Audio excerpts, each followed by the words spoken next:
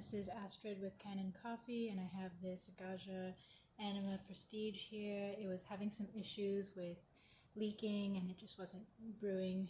So I did a tune-up on the machine, replaced the gasket. As you can see, this one was completely broken. So all of those are replaced, and I'll do a quick test for you.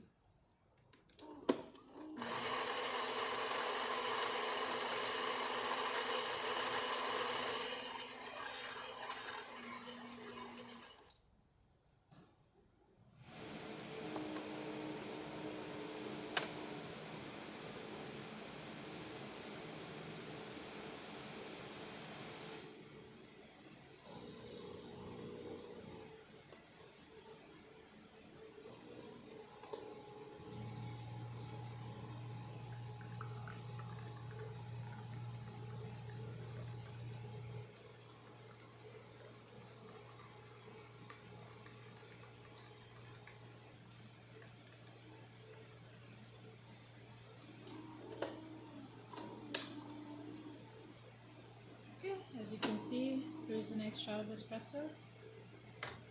And if you like this video, please subscribe to the channel and hit the like button. Thanks for watching.